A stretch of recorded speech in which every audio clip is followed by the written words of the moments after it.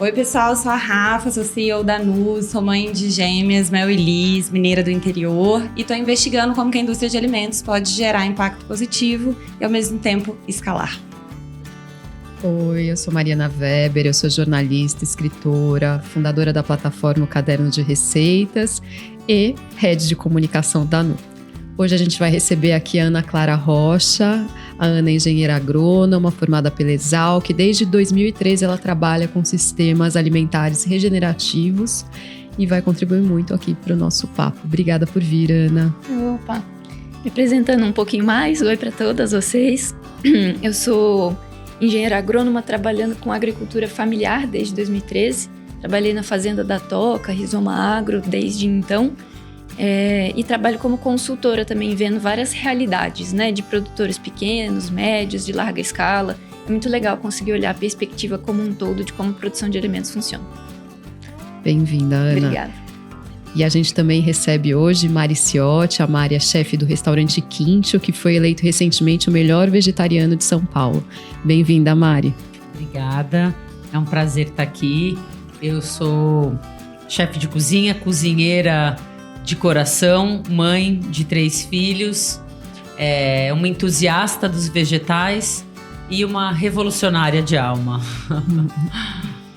Obrigada, bem-vindas todas. E tem um paralelo, só porque a gente fala muito sobre isso quando vai falar de preço das coisas, né?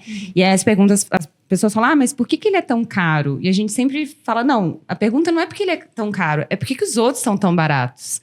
Alguém está pagando essa conta. Então, quando você tem um restaurante que privilegia o pequeno produtor rural, que compra de produtos sazonais, que tem ingredientes que são, né, melhores para as pessoas, mas também que tem um contexto social e ambiental por trás, existe um preço para aquilo. Então, essa desmistificação do preço das coisas é algo que é uma luta, né? Que as pessoas devem olhar um PF, que foi o que a gente comeu, e devem falar, não tem a carne, então tem que ser muito mais barato. Exatamente. Sendo que a estrutura toda é a mesma, né? De trabalho em si, é isso. Os vegetais também custam, também têm distintos valores. Enfim, um presunto carne é baratíssimo e de pouco valor, inclusive, né? Não só pelo preço, pelo valor também, né?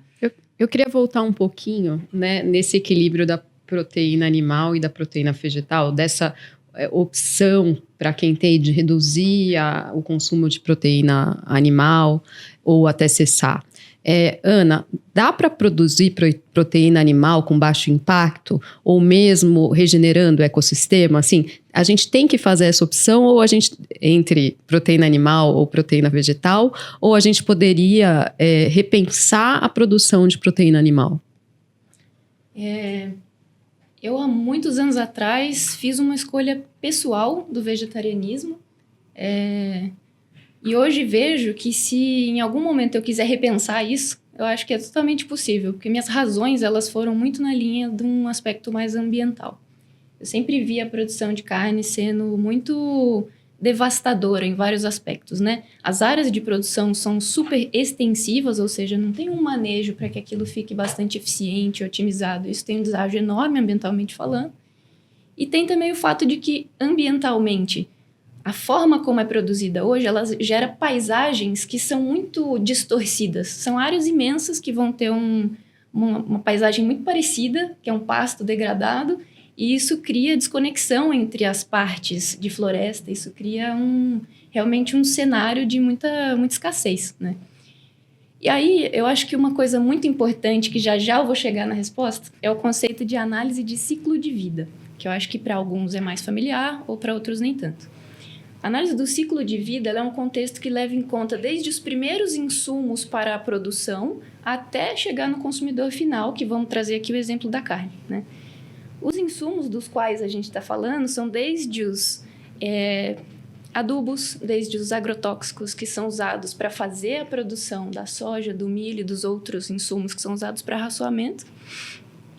Passa pela produção vegetal em si, que tem dispêndio de diesel, óleo e tudo mais, para a operação em si acontecer da produção de grãos. Aí esses grãos são transportados, que é também uma logística cara ambientalmente, para isso chegar na área de produção animal. para então nessas áreas de produção animal, em grande parte serem áreas extensas, áreas muito extensivas, sem manejo, e que, portanto, têm uma eficiência de produção muito baixa. Então, olha como a gente carregou um pacote de coisas acontecendo de forma degenerativa, né? E a forma de produção hoje, salvos casos e exceções, né, que já são incríveis, mostrando o contrário, a média é de uma produção que gera esse tipo de degeneração. E é isso que eu ia contra desde sempre e acho que é muito legal a gente começar a repensar e olhar de uma outra forma. E aí, alguns anos atrás, eu pude conhecer algumas iniciativas que já estavam em andamento e também pude participar do começo da implantação na Rizoma de um sistema silvipastoril, ou seja, junto com a produção animal, que no caso era de bovino, cultura de corte, mas isso dá para tratar com leite, ovos e tudo mais. Era uma produção que tinha a integração do animal com o componente das árvores, um manejo intensivo que trazia eficiência para a área de produção e, portanto, não precisava de tantas áreas, né? E que normalmente esse tantas áreas está correlacionado a desmatamentos e todo esse processo de abertura de fronteiras agrícolas. E aí a gente conseguiu começar a ver dentro da Rizoma, essa iniciativa que eu pude acompanhar mais de perto, que existem formas muito positivas, ambientalmente falando, de se produzir uma pecuária de corte, era nesse caso, né? De produzir a proteína animal. Evidentemente, tem muita falta de conhecimento ainda sobre como começar, não está difundido ainda sobre como isso pode acontecer para os produtores, que muitas vezes são muito tradicionalistas, muitas vezes resistentes ao processo de mudança. E ainda, é claro, tem que testar em várias realidades, né? Porque no fim das contas o Brasil é super diverso e vão ter que ter muitas formas de se produzir, não vai ser uma receitinha de bolo. Mas a gente viu que é muito possível fazer essa integração das árvores, que são excelentes sequestradoras de carbono. Elas são excelentes para quebrar esse efeito de dominância da paisagem do pasto e faz essas conexões entre áreas de mata nativa, por exemplo. E é muito legal poder ver que o sequestro de carbono estava alto, era um sequestro relativamente alto. Essa é uma medida feita em toneladas de CO2 equivalente por hectare por ano, enfim, é uma moeda praticamente de carbono e essa moeda ela era de 20 toneladas de CO2 equivalente por hectare por ano na média. Esse é um valor excelente, que pode inclusive num futuro breve ser monetizado. E aí o produtor pode se apropriar também de uma parte financeira que é o que mais vai tocar em muitos dos casos, mas em muitos dos casos também basta a gente acessar o produtor, comunicar ao produtor, né? E acessar o produtor falando desse tipo de tecnologia, que eu acho que é super possível a gente fazer uma pecuária regenerativa. Então, a gente já viu na prática, dentro da fazenda, a gente já viu casos de muito sucesso, não só no Brasil, mas fora. Então, resumindo um pouco, eu acho que é muito possível, ainda está um pouco distante, mas tem vários casos já mostrando que isso é uma realidade totalmente possível.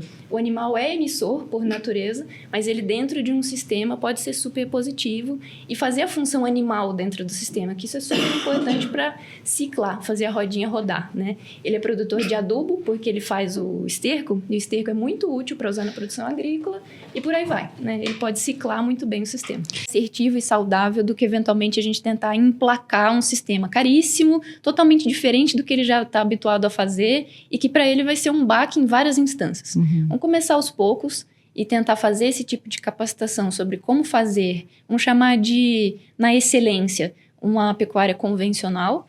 E a partir desse momento a gente começa a fazer essa transição num sentido muito saudável de que vai ficar mais orgânico para o produtor fazer isso.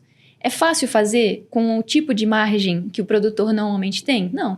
Os produtores eles estão muito com a corda no pescoço em termos de margem e rentabilidade, e isso tira a vontade ou a possibilidade de fazer investimentos. E querendo ou não, sair de uma pecuária extensiva para uma intensiva ou regenerativa, muitas vezes depende de aporte financeiro. E isso ele não está disposto porque ele não tem, né, para fazer. Então, já existem fundos de investimento, igual também faz parte da sua pergunta, que eles estão com um apetite por esse tipo de projeto, veem uma potencialidade de integrar isso com sistemas industriais. As indústrias têm metas globais e elas têm suas áreas de expertise que não são agricultura, não são pecuária, mas está claro que é um potencial enorme de mitigação, né, do avanço desses processos de mudança climática, usar a agricultura e a pecuária como uma ferramenta para isso. Então, essas grandes empresas vão atrás de quem está disposto a fazer esse tipo de projeto, esse tipo de inovação, né, dentro da agricultura e da pecuária. E eu acho que é muito legal tentar fazer essas pontes entre o dinheiro que está disposto a ser investido nesse tipo de projeto, que existe principalmente em grandes indústrias que querem fazer essa mudança na cadeia, parar de ser emissora de carbono para passar a sequestrar, por exemplo, ou que vão monetizar o incremento em biodiversidade. Esse tipo de coisa não é know-how deles. Então, eles querem passar isso para alguém mesmo. E à medida que a gente conseguir fazer essa ponte entre quem pode começar a fazer e quem tem dinheiro e quer resolver alguma coisa, eu acho que é um potencial legal. Acho que ainda está longe de ser uma coisa em larga escala ou em número muito grande, mas eu acho que já existem iniciativas que são as sementes. Tudo começa pela semente. Então, Das indústrias, né? Das grandes indústrias. E Ana, a mulher pode ter um papel importante nessa transição da agricultura familiar, na implementação dessas inovações, quando a mulher toma a frente ou divide, né, as responsabilidades da pequena agricultura, da agricultura familiar. Isso muda? Eu acho que é fundamental que a mulher passe a fazer parte ativa desse processo. A gente até estava comentando antes de começar aqui, né, a nossa conversa, que a energia masculina, seja ela presente nos homens ou nas mulheres, é uma energia de muita ação, muita execução e muitas vezes muito imediatista, que é o que a gente vê acontecendo nos sistemas de produção hoje, onde a gente busca resultados imediatos e muitas vezes a gente paga um pedágio ambiental a longo prazo que a gente não vê que isso vai bater na porta muito em breve, né? A gente está começando a abrir os olhos para isso agora. Então, eu acho que a partir do momento que a gente tiver essa energia feminina de criação, né, de dar à luz a projetos novos, seja isso no sentido figurado ou não, né, a gente consegue passar a olhar com um pouco mais de delicadeza para a criação da própria mãe natureza mesmo e fazer essa integração de planejar, entender como os ciclos funcionam, passar a usar os ciclos em favor e não em desfavor do processo de produção, e a partir daí a mulher ter esse papel fundamental de co-criar junto com homens, todo mundo junto, na verdade, poder balancear e gerar esse equilíbrio mesmo entre planejar, criar, desenvolver e agir e ação e tudo mais. Então, eu acho que é super legal a gente pensar nessa integração e o papel da mulher é fundamental. Mari, na gastronomia, né?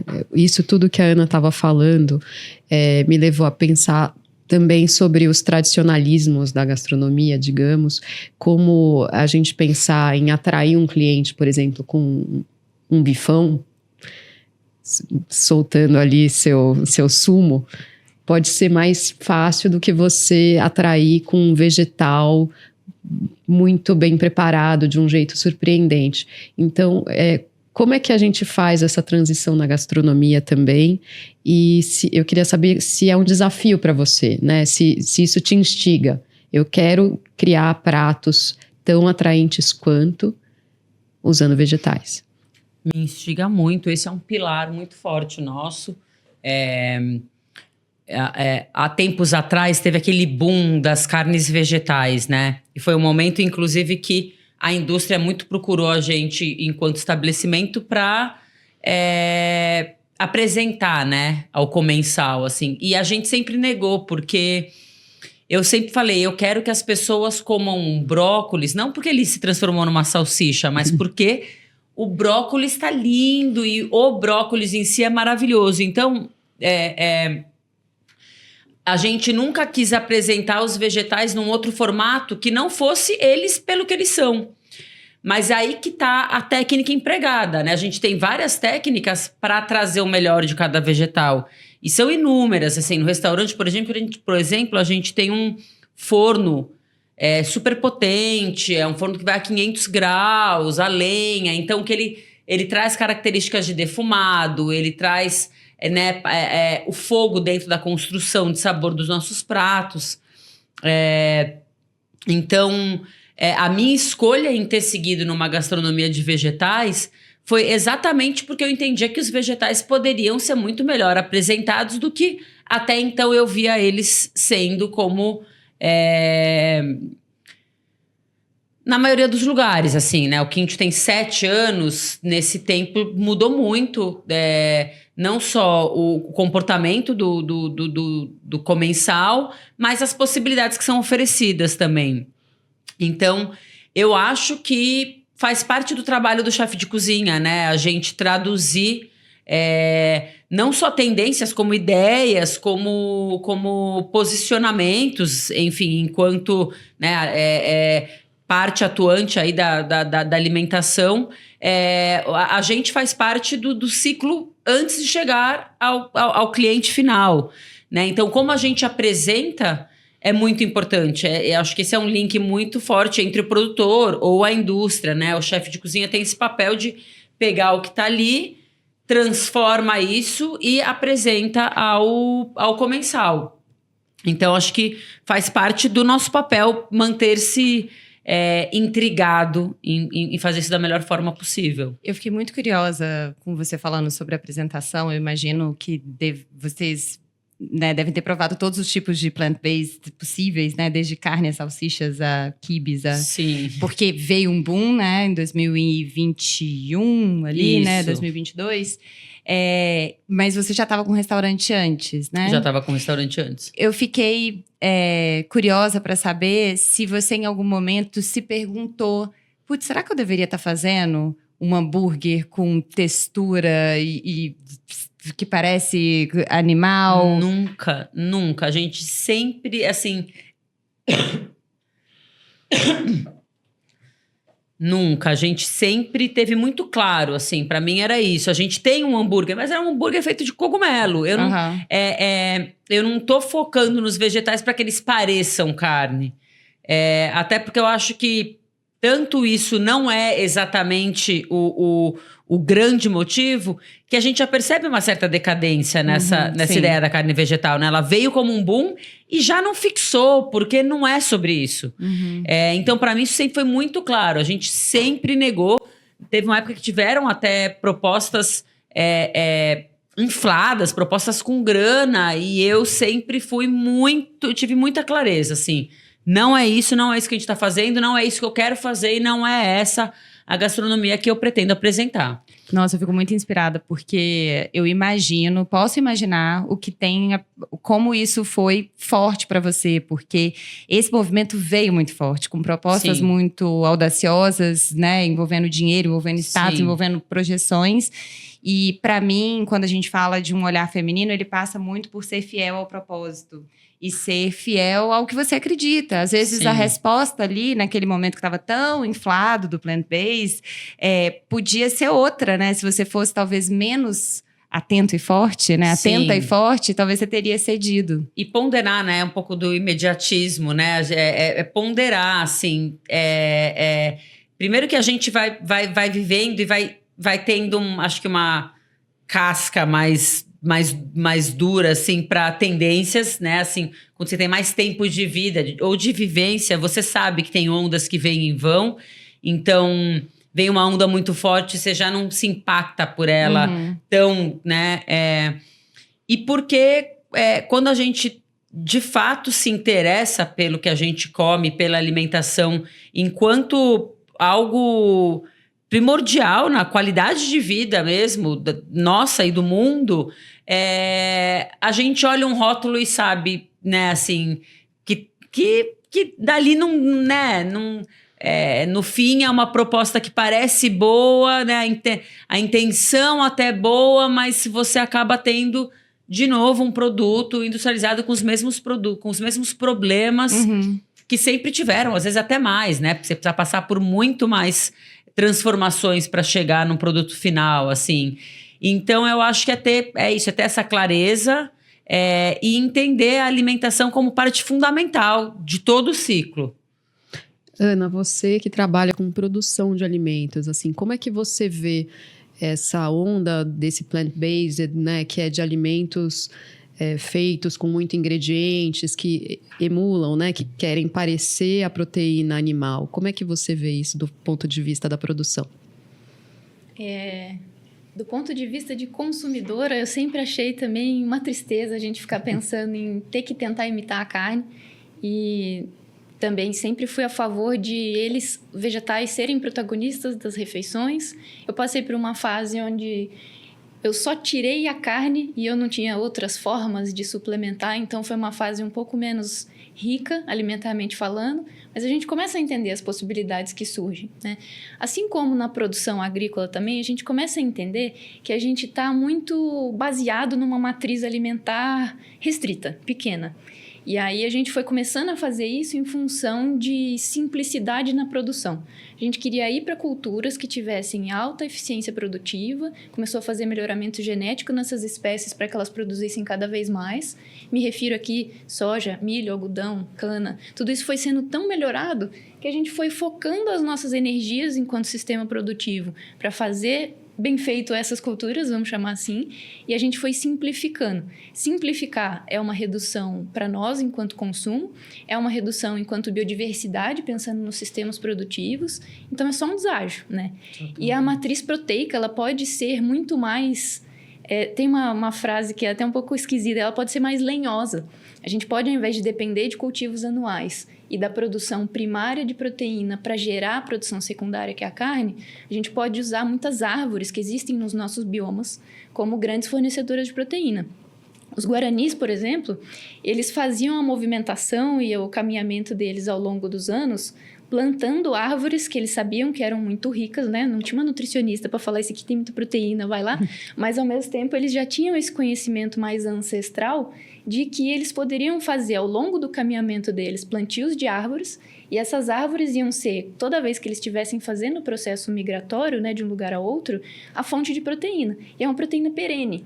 Então, quando a gente está falando em produção primária de grãos e a produção secundária dos animais, isso é truncado em ciclos curtos, né? Então, normalmente isso é uma safra, que é um conceito de ano. Se a gente vai para uma matriz mais diversa e relembra muitas das plantas que têm um potencial de serem altamente proteicas na nossa nutrição, eu acho que a gente consegue resgatar isso enquanto produção alimentar e colocar sistemas regenerativos, diversos, que contemplem essas plantas. E aí a gente sai dessa dependência do sistema muito proteico, vindo das culturas anuais e do gado, ou da avicultura, ou do que seja, né, dessas produções pecuárias, e a gente caminha para relembrar esses sistemas que são muito mais diversos e tem um monte de planta perene que pode, ao longo de vários anos, nos sustentar enquanto proteína, né? Que plantas são essas? Eu conheço essas plantas? Tem algumas plantas que são consideradas as punks, né? Plantas alimentícias não convencionais. A Ora pronobis, por exemplo, é uma planta super rica em proteína. E aí é uma coisa que já teve um certo momento que começaram a pensar em fazer pó de Ora pronobis. A gente não tá afim de comer pó tanto assim. Às vezes a gente quer uma receita, uma coisa gostosa. E às vezes esse tipo de approach novo pode ser legal. Tem plantas como a moringa. A moringa é uma planta bem legal de ser trabalhada dentro de sistemas agroflorestais, por exemplo. Ela exerce um papel lindíssimo e ela pode ser uma fonte de proteína boa para o ser humano também. E aí vai. Os guaranis plantavam araucária, por exemplo, para ter o pinhão. E aí, enfim, a lista é grande, não conheço nem metade das espécies que existem, mas cada bioma tem suas plantas ricas em proteína para alimentar a fauna que depende dessa proteína ali na região, né? Eu queria pegar esse gancho que eu e Mari fizemos uma imersão na Amazônia em julho, né, Mari? Julho. E uma das coisas que a gente escutou sobre punks, que são, né, as plantas não convencionais, é não convencional para quem? E eu trouxe 2 dados aqui de um livro muito interessante que fala sobre como que a gente pode, em todas as áreas, trabalhar as mudanças climáticas, mas traz 2 dados muito interessantes. O primeiro é que 43% de tudo que a gente consome hoje vem de arroz, trigo e milho. E o segundo é que desde os anos 70, a gente perdeu 60% da vida selvagem na Terra.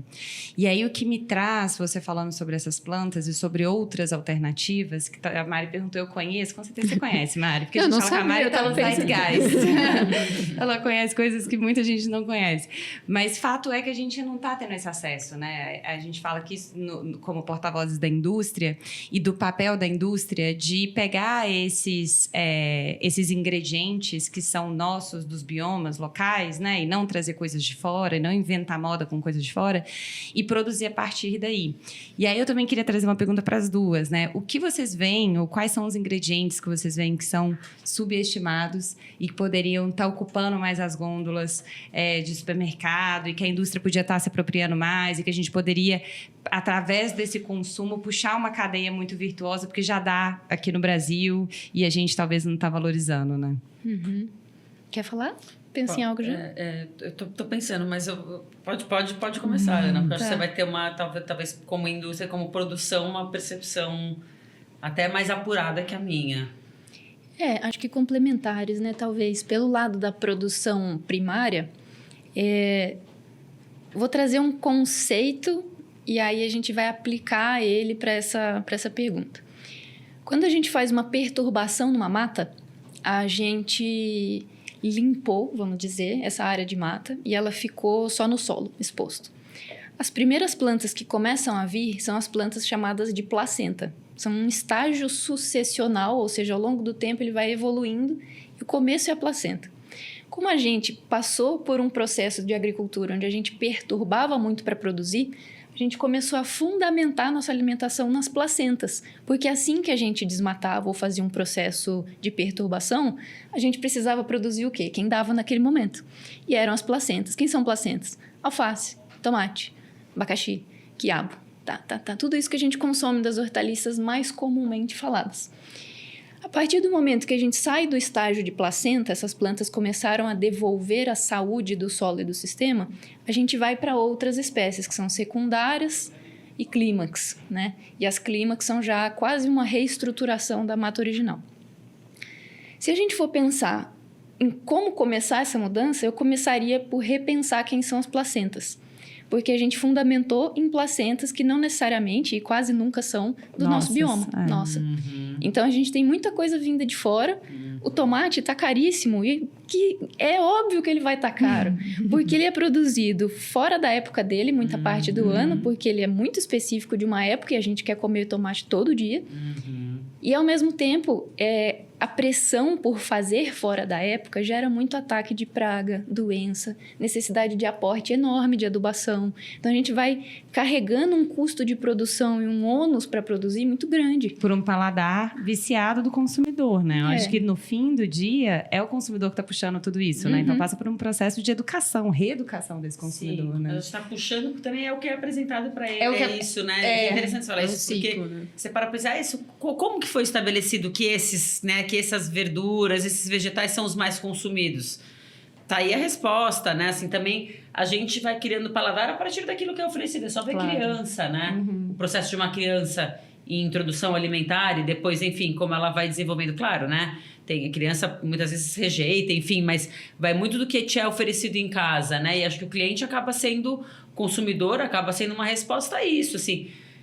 Ele quer tomate o ano inteiro porque é isso, ele está acostumado aqui. O que você vai comer de vegetal? Alface e tomate. Que além de tudo são questionáveis também, até em valor nutricional, né? A gente também tem esse básico que também nem é talvez o que melhor vai nutrir a gente, né? E também nem é o melhor em paladar, porque aí você come o tomate e ele tá sem gosto, porque ele foi plantado fora da época, de onde não deveria, enfim, a gente também acaba tendo pouca referência de paladar, além de tudo, né? Aí talvez indo para um aspecto prático, né? Por fim, falamos bastante do conceito, mas que espécies que se encaixariam bem? Tem várias das placentas que elas são muito legais de serem trabalhadas e de a gente repensar ela enquanto consumo em quantidade, né? Por nós brasileiros, que é a própria mandioca, inhame, taioba. Tem várias dessas coisas que elas são já mais nativas ou da América Latina e isso envolve biomas que são correlatos aos nossos. E aí a gente pode começar a olhar para as placentas já de um jeito diferente. Eu, particularmente, pensando agora, que a pergunta veio agora, eu pensaria nessa forma. E à medida que os sistemas já não estão mais tão perturbados, a gente pode migrar para sistemas de matriz proteica mais complexa de árvores perenes. E aí existem árvores específicas de cada bioma, igual a gente estava falando, que podem passar a ser trabalhadas. Mas eu acho que o alvo de atuação nesse começo é como que a gente pode repensar as culturas placenta, essas que vão dar o início ao desenvolvimento equilibrado do sistema, e como que a gente pode integrar nossos próprios biomas para a gente não depender tanto de insumo externo. Isso é uma prática super degenerativa. Quando a gente usa coisas do bioma, a gente tem muito mais chance de conseguir fazer isso com sucesso no equilíbrio daquele próprio bioma que já existe, né? Então eu iria nessa linha. Placentas eu acho que é bem legal de começar a trabalhar. E que nome legal, né? Placenta. Lindo. Tem um estudo que é muito interessante da Ellen MacArthur, que é o Big Food Redesign. E o Big Food Redesign me abriu 1 milhão de caixinhas, né? Principalmente como indústria, de como que a gente cria produtos. Então, não é criar produtos a partir da demanda, porque a demanda é uma demanda que está viciada, talvez, em um tomate ou em um chocolate com muito açúcar. Ou, né? Como que você começa, mas, ao mesmo tempo, a gente não pode ser tão romântico, porque a indústria precisa vender, precisa ter escala. Então, é uma linha muito tênue. Mas eu almejo ou gostaria de ver, talvez não nos próximos 10 anos, mas talvez nos próximos 30 anos, a grande indústria de alimentos produzindo produtos a partir de biomas e produzindo numa escala limite daquele bioma. Então, você vai ter, por exemplo, o inhame, talvez vendido só numa região, né? Ou talvez você vai ter uma mandioca produzida na Amazônia, que é onde ela é originária, e vendida talvez só naquela região, porque você não tem escala para entregar no Brasil todo. Então, eu acho que esse paladar viciado do consumidor talvez seja o caminho para a gente ir mudando todo esse vórtex, né? E a gente estava falando no podcast anterior com a Elo desse lugar muito perfeito, né, que o consumidor quer. E a gente fala isso na embalagem, a gente coloca: esse produto é natural, então é natural que tenha variação de cor e sabor. Porque o consumidor, ele fica muito viciado na coisa perfeita, né? Como que vocês veem isso, ou os riscos disso, e se tem algum cheiro da gente começar a mudar esse vício de como que a gente se alimenta a partir desse desembalar, né? Porque a gente não está mais descascando, a gente está mais desembalando do que descascando. Acho que a parte boa da indústria, né? Porque às vezes a gente coloca a indústria também como um grande vilão, quando na verdade, né, a indústria também solucionou muitas questões, né? Assim, isso aí, a indústria farmacêutica, ela pode ser tenebrosa ou ela pode ser a salvadora enfim, da humanidade. Mas eu acho que o papel da indústria é resolver problemas, né? Quando ela chega para resolver uma questão da forma mais simplificada possível pro consumidor, aí se ganha, né? O que acontece muitas vezes é que essa resolução de problemas vem com também outros intuitos, enfim, uma produção exacerbada, uma busca por lucro incessante, enfim. Mas eu acho que quanto mais as pessoas entenderem como a alimentação pauta tudo sobre a nossa vida, né? E a indústria vem de forma a resolver isso, porque eu acho que a gente, enquanto sociedade moderna, é isso. A gente tem pouco tempo, nem todo mundo tem o recurso de ficar cozinhando sua comida, né? Assim, tem coisas que são, claro, seriam ótimas, mas não cabem, né, no dia a dia de uma pessoa comum que trabalha todo dia, enfim, que tem suas questões, que tem a família, que tem questões de dinheiro, tá? Então, eu acho que o papel da indústria é conseguir resolver um problema, talvez, e aí a parte romântica da história é que essa resolução seja feita da forma mais equilibrada possível, né? Mas eu acho que quando o consumidor tiver a demanda de buscar por uma boa alimentação, aí eu acho que a indústria começa a se mexer para trazer resoluções, né? Porque a tecnologia também está aí para isso, né? Para facilitar aí. Então, acho que a demanda tem que ser a partir da consciência também. Com certeza. Eu acho. Quer responder? Fica à vontade. Tá. É que a Mari não respondeu sobre os ingredientes. Desculpa, então. Nos empolgamos. Qual que era? Me lembra. Quais ingredientes que deveriam ser mais valorizados, né? Deveriam ser mais valorizados. Eu iria para esses também, a respeito de biomas específicos, assim, porque eu acho que quando a gente viaja pelo Brasil, muito da diferença das regiões se dá também na gastronomia, né? Quando a gente vai para o Nordeste e se encanta com uma cultura alimentar, e aí você vai para o Norte, é completamente diferente, você vai para o Sul e é completamente diferente. Então, eu acho que globalizar menos a alimentação, sabe? Assim, e valorizar itens que são muito nossos, assim, e que são muito, muito, muito ricos, e valorizar o fato de que eles são servidos em diferentes regiões, em diferentes momentos, assim.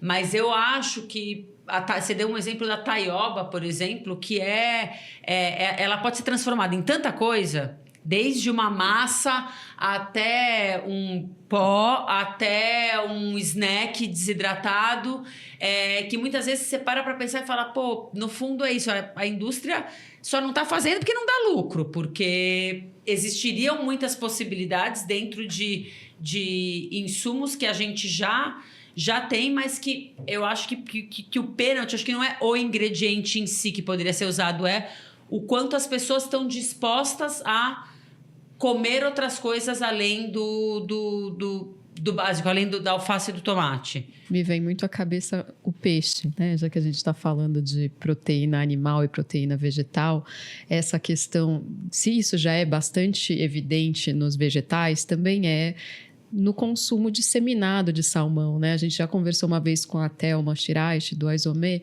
e ela contando que ela teve dificuldades porque ela falou, não vou servir salmão no meu restaurante. E as pessoas não estão dispostas a provar. Mas quando uma chefe, aí eu acho que tem o seu papel importante nisso, uma chefe renomada fala, não, aqui eu não vou servir o salmão. E aí ela tem uma chancela que permite apresentar como um peixe de alta qualidade, um peixe regional brasileiro, ela está mudando uma mentalidade. Então, acho que esse é seu papel também, sim, Mari. Eu acho que isso vai para tudo, né? Você vê mesmo assim, o quanto as pessoas consomem, sei lá, o peito de frango, a sobrecoxa, mas ninguém quer os miúdos. Então, eu acho que é uma percepção alimentar enquanto um todo, assim, né? É quando a gente se desconecta do ingrediente enquanto sua forma bruta, seja um animal ou um vegetal, e passa a entender ele só como ele está apresentado ali naquela prateleira, assim, né? Então fica tudo muito asséptico, né? Então é o peito de frango, mas ai meu Deus, Deus me livre, sangue na comida. Mas você não pode mais produzir, né? Pratos que tenham sangue na composição, enfim, você vai distanciando muito do que é o ingrediente enquanto ele inteiro. Mesmo. Então, exatamente, acho que é muito mais sobre a cultura do que sobre ingredientes específicos. Sim. A gente falou sobre o caldo, né, de carne, sim, no episódio anterior, e me veio você falando de miúdos, que eu nunca vi um prato com miúdos no supermercado. Eu nunca comprei algo congelado com miúdos. Só o frango que vem dentro. E aí coração de galinha. Que a gente ainda tem a cultura do coração de galinha, do espetinho, que eu acho que é o mais... Talvez. Né? Talvez é o miúdo mais comum. Mas é difícil, né? É difícil você ver ele pré-pronto, do tipo assim, hoje em dia você vê, sei lá, frango desfiado com batata doce. Sim. Mas por que não teria ali um moela com né, ensopada? Eu acho que é esse tipo de criatividade que a gente tá falando, né? E é um desrespeito com o alimento, né? Você não usar. Pode ser o vegetal, pode ser o animal. Eu até fui procurar aqui uma frase que eu gosto muito, que é da M.F.K. Fisher, escritora. No livro Como Cozinhar um Lobo, ela escreve milhares de coisas maravilhosas. Uma delas é: não há negligência mais vergonhosa do que aquela para com o alimento que comemos para viver. Quando existimos sem consideração ou agradecimento, não somos homens, mas bestas. Então, é você aproveitar a cenoura inteirinha e fazer caldo com o biquinho que sobrar. E é você... Se você come carne, como é que você pode não comer miúdo? Também, tem uma questão de gosto, mas o gosto a gente foi adquirindo, né? Exato, a gente então é um desrespeito você falar isso aí eu não como. Totalmente. Se você comer o resto do bicho, né? Assim, é bicho, gente. Você tá comendo, assuma. Eu acho que como os talos dos vegetais, né? Isso, eu como a couve, mas eu quero o talo. Tipo, né, eu como, é isso, a beterraba, mas a folha da beterraba, não tô nem aí pro que se faça com ela. É uma cultura, né? É uma cultura imposta, assim. E ensinada, né? Quando você vê as crianças de hoje, eu só como fruta se for descascadinha, e aí eu não quero a casca. E eu acho que esse lugar pra mim, tudo que a gente tá falando aqui passa por um lugar de humildade nossos enquanto consumidores, de falar, a gente não tá sabendo muito comer. A gente precisa reaprender a comer. A gente precisa reeducar nosso paladar. Porque eu acho que acaba que, assim, a comida ela não pode ser uma única coisa. Assim, a comida só por prazer, ela é super problemática. A comida também que vira uma grande noia nutricional também é problemática. A cozinha que é só cozinha afetiva e não sei o quê, também é problemática. E a cozinha que é militante, não sei o quê, também. Ou seja, é preciso ver sobre um leque mais amplo mesmo, assim. A comida não vai sozinha suprir completamente, mas é isso, ela faz parte de várias vertentes sobre quem a gente é, como a gente vive, né? Ela é a indulgência e ela é a nutrição básica também. Então, acho importante, acho que falta que a gente consiga voltar a olhar a comida com essa complexidade que de fato ela tem. Porque Exatamente. Hoje se resume, eu costumo falar assim, se tudo que você quer na cozinha é praticidade, você não entendeu nada. Porque se tem uma coisa que não é prático. Cozinhar todo dia não é prático. E assim, nunca acaba. Se a gente come todo dia, pelo menos 2 a 3 vezes por dia... e no dia seguinte vai ser igual e no outro também. Então não interessa, assim, né? É uma função constante. Do que a gente nasce ao que a gente morre. Então a gente também ficou condicionado a buscar ou só o prazer ou só o valor nutricional imediato que tem que estar naquela refeição. Então hoje em dia a grande discussão é se a sua refeição tem proteína o suficiente. Porque você está colocando tudo em uma refeição. Não, às vezes você não vai ter em uma refeição toda a proteína, mas na outra você vai, no outro dia você vai consumir. Fica esse imediatismo de que ela seja tudo naquele momento. Prática, nutritiva, gostosa, linda e não é assim. Não é assim. Ela é complexa como tudo na vida é, né? Eu queria fazer uma pergunta em cima disso, que a gente estava discutindo mais cedo, Mari. Eu fiquei muito curiosa, porque né, você é mãe, você é chefe, você toca restaurantes, tem 1 milhão de coisas, você é multi, né? Você é inteira, plena, com 1 milhão de interesses. Como que você, nesse lugar de mãe, consegue... e óbvio, acho que eu queria talvez dar uma dica para pessoas que estão muito distantes da alimentação e que estão distantes da alimentação com o filho. O que você acha que uma pessoa que está escutando esse podcast está pensando, nossa, eu estou longe de onde que eu devia estar na minha relação com o alimento, mas eu trabalho, eu chego em casa, eu tenho que, né, fazer um milhão de coisas. Como que pode, em pequenas pílulas, introduzir essa reconexão com o alimento dentro de casa? Eu acho que, primeiro de tudo, é entender que todo mundo é responsável por isso dentro de um sistema da casa, né? Porque Boa. Isso é uma coisa que acaba recaindo muito na mulher. Boa. E quem vai pensar na alimentação da casa é a mulher, quem vai fazer a alimentação, quem vai produzir, quem vai comprar, quem vai no supermercado, quem vai fazer a lista de compras, quem vai pensar se o filho não comeu, qual é o lanche da escola, o café da manhã, o almoço, o jantar, isso recai sobre a mulher e acaba virando a famosa sobrecarga materna, né? Então eu acho que começa com todo mundo da casa entendendo que a alimentação é um assunto de todo mundo. Claro que depende da idade de cada um, vai ser possível atuar de uma forma, mas eu, por exemplo, tenho um filho em cada idade. Assim, eu tenho um filho de 17, quase 18 anos, uma filha de 5 e um bebê de 1 mês. Então, tá cada um, né, muito numa fase, assim. E, gente, é uma loucura. Esse adolescente come pra caramba. Eu faço, tipo, paneladas e assim, no dia seguinte já acabou.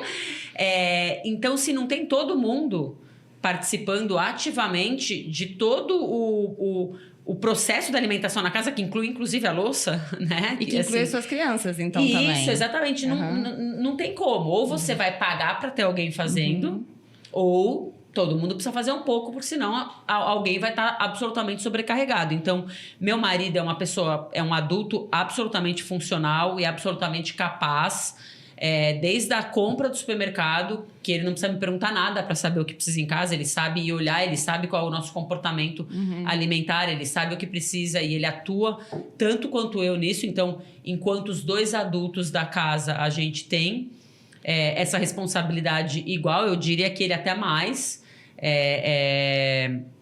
Quando a gente começa a fazer uma coisa profissionalmente, a gente começa a ficar com um pouco de preguiça de fazer isso quando a gente tá né, tranquilo, assim. Eu gosto muito de cozinhar, mas a cozinha diária é muito diferente de você pegar e falar, agora neste momento vou abrir um vinho e farei um delicioso prato. Tipo, a comida de todo dia, tipo, corta, faz panelão e repete no dia seguinte a mesma coisa. Então, a criança também que ela cresce num ambiente em que tem cheiro de comida a casa, de que ela vê se sendo preparado o negócio, de que ela vê como se corta, como se lava, que aquilo tem um som, tem um cheiro, tem uma cor, que ela pega, bota na boca, ai, não gosto disso, mas faço aquilo. Ela também vai lidando com o alimento de uma outra forma, não com o alimento em si, mas com a dinâmica familiar de como se alimenta uma casa. Então, eu acho fundamental que a gente entenda que a cozinha é o lugar de todo mundo, é um dos principais lugares para se estar, porque a comida permeia tudo na nossa vida, tudo mesmo, e que essa dinâmica tem que envolver todo mundo, senão não vai para frente. E eu vou trazer para Ana. Ana, você mora numa fazenda atualmente, é isso? Como é que você vê a conexão com o alimento de quem mora no campo, numa fazenda, né? E de quem mora na cidade, como fortalecer essa conexão? Eu estava pensando, enquanto a Mari falava também, em algo que conecta muito com isso. Eu acho que a gente se desconectou do alimento enquanto alimento integral, todo ele, né? E a gente se desconectou dos ciclos das coisas. Então, na mesma analogia da caixinha Tetra Pak ser de onde vem o leite, né? Muitas vezes a gente não sabe de onde veio o leite. Será que a gente sabe de onde veio o alimento que a gente está comendo? Ou quanto tempo leva para um feijão produzir? Quanto tempo leva para um arroz produzir? Estou falando o básico da nossa alimentação. Muitas vezes a gente não sabe. Eu não sei. E é normal não saber, porque a gente não está próximo desse tipo de conteúdo normalmente, né? A gente não se expõe a isso. Então, eu acho que uma forma de, a partir do consumidor, vir essa mudança de, vou criar uma palavra, desviciar o paladar e ficar só nas coisas que são de fora, né? O alface e tomate e por aí vai, é a gente começar a mostrar para o consumidor que ele pode produzir um pezinho de salsinha em casa e começar a repensar o seu modo de comer. Porque ele vai ver que aquilo fresco fez muito mais sentido na refeição do que um temperinho seco, desidratado, e vai ter entendido que deu uma cochonilha, deu uma praguinha. O que eu faço? Olha, não é tão fácil assim produzir quanto eu imaginava. Eu precisei esperar para começar a colher as folhinhas, porque senão a plantinha ia morrer com muito pouca folha. Esse tipo de pequena ação, que é inclusive o que eu faço com uma iniciativa que chama Mãos à Horta, é passar a mostrar para as pessoas que elas podem produzir em casa, não é produzir toda a sua comida. Não vou nesse lado utópico desde já, eu gostaria de ver isso acontecer, mas acho que não.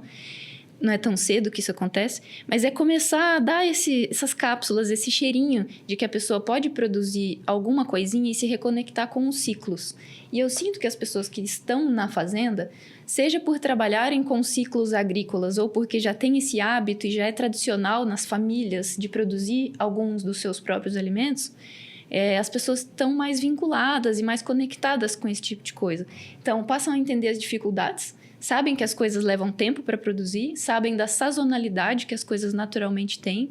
Então, eu acho que é muito natural que quem já está no dia a dia, na fazenda, tem um pouco mais esse contato, esse conteúdo, né?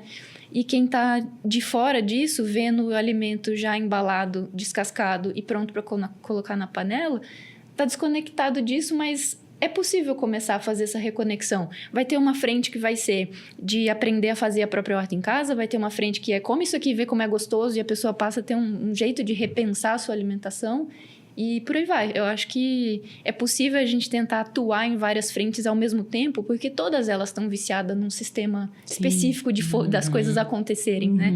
Cada uma de nós pode atuar com uma sementinha em uma frente diferente. Eu acho que é tudo para um bem comum muito bom. Legal. Eu acho que a gente está se encaminhando para o final. Eu acho que é um bom momento para a gente pensar no futuro da alimentação, né? A gente falou lá no começo que a gente fica imaginando que se os modelos de alimentação que foram inventados num mundo liderado por homens deu errado, como pode ser o futuro da alimentação se as mulheres entrarem nessa liderança? Como é que vocês veem o futuro da alimentação nesse cenário? Eu acho que Pode, por favor. Pode? Por favor. Eu acho que se a gente estivesse numa mesa aqui com 4 Ana Claras, a gente não teria diversidade de pensamentos. Então, uma primeira lógica que eu acho muito legal mais do que uma pessoa liderando, é mais de uma pessoa liderando. Então, quanto mais cabeças pensarem, melhor. Tem uma primeira premissa que eu acho que é incluir a todos os pensamentos, tem uma lógica de abundância muito maior do que se a gente fizer essa categorização de ter só uma das frentes, né, masculina nessa frente de execução da forma de operar a agricultura. E eu acho que as mulheres, elas têm um papel de dar vida que traz esse senso de que as coisas são vida e que a gente pode usar isso em favor da produção, né?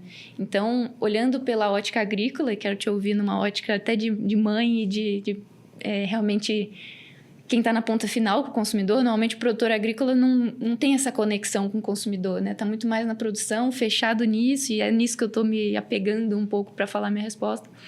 Eu acho que a mulher tem esse dom de ter a delicadeza de ver os ciclos e ver que as coisas precisam ter seu tempo. E eu acho que a diversidade de pessoas pensando vai necessariamente caminhar para a diversidade de sistemas. A gente vai parar de pensar numa lógica única e vai trabalhar coisas mais biodiversas.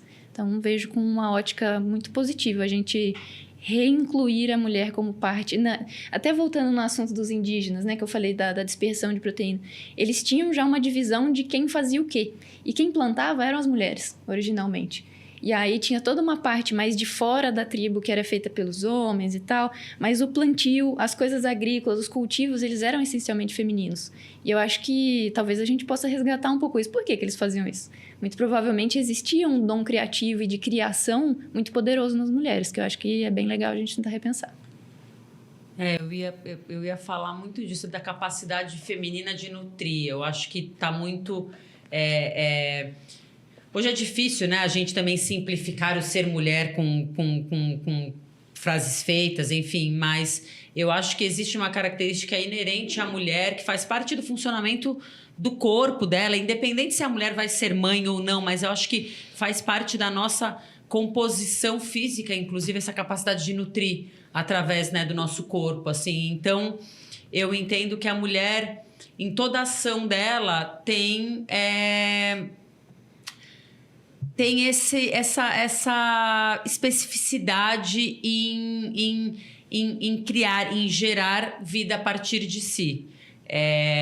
Então, claro que somos todas frutos também de uma sociedade moderna, capitalista, enfim, tomada por várias formas de pensar que são bastante nocivas, assim, né? Mas eu entendo que a gente tem um lugar aí naturalmente feminino que eu acho que tem muito a ver com nutrição, assim. Então, eu acho que as mulheres tomando frente de lideranças e dentro deste universo da indústria alimentícia, eu acho que parte é a gente retroceder, não na tecnologia, mas na importância do comer, né? E a gente partir do lugar de nutrir, seja relações, seja de uma forma de se alimentar, seja na capacidade individual de cada um de atuar dentro do seu microcosmo aí. Eu tenho muito essa palavra latente, acho que é a partir do nutrir de verdade, né? A comida, se ela não serve para nutrir, ela acaba sendo só um produto, né? E ela é muito fundamental para ser reduzida a isso, né? Muito. Bom, gente, chegamos no final do nosso podcast, no Elevador Penso na Roça. Queria agradecer imensamente a Ana e a Mari por estarem aqui. Obrigada a vocês pelo convite. E a Mari Weber. Obrigada. Quero muito que esse podcast chegue a mais pessoas. Eu acho que tem uma importância muito grande da gente aliar essas duas forças, o feminino, o masculino, essa pluralidade de ideias. Quando a Ana falou sobre ter só uma cabeça, me veio muito o deserto verde, né, na cabeça dessa história de ter só uma espécie tomando decisões. A gente a natureza é biodiversa, a gente também precisa ser biodiverso nas tomadas de decisões. Muito obrigada e nos vemos na próxima. Muito obrigada.